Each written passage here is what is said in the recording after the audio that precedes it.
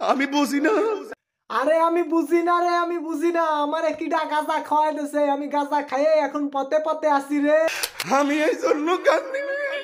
আরে ভাই, আমার গাঁজার ব্যবসায় কিডা আগুন লাগাইতেছে রে ভাই, আমি জানি নে। পশ্চিম দিকে নামাজ পড়াতে কোনো সওয়াব নাই। আরে পুরনো পাগলে ভাতে হচ্ছে না, নতুন পাগলের আমদানি। একে যদি কোন রকম ধরে আমি গাঁজার ব্যবসা লাগাই দিতে পারতাম তা তো ভালোই লাগতো। আজরাইল আমার জান কবজ করতে পারবে না। তোরে তো দেখতেই আজরাইলের মতন লাগে। আজরাইল তো তোর জান কবজ করবে কি করে? আজরাইল তোরে দেখলেই তো ডরাবে, ডরাই তো পালাবে। আর আজরাইল কবে যে আমি কাজ দান কবজ করতে আইছি, এটা তো দেখতেই আমার মতন লাগে।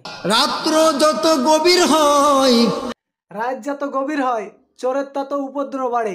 পশ্চিম দিকে নামাজ পড়াতে কোনো সওয়াব নাই, দলিল আল্লাহর কোরআন।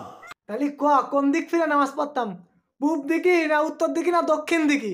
পশ্চিম দিকে নামাজ পড়লে কি সমস্যা আমার সেটা ক।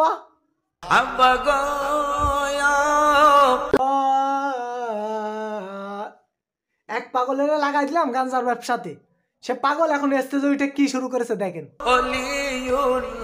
মনের যন্ত্রণা, অলিউল্লাহর মনের যন্ত্রণা আমাদের কোনো লাভ হবে না, বুঝলি? অলি আল্লাহর যন্ত্রণা কম তাবিজ করে গলায় ঝুলে টাঙায় রাখতি। নিশি হইল যায় ফুল বনে রে বুমুরার। পাবনা হসপিটালের কারোর কাছে যদি নাম্বার থাকে তা আমার দেন, আমি পাবনা হসপিটালে ফোন দিয়ে এই পাগলটারে ঢুকো। আপনি কি আওয়ামী লীগের লোক?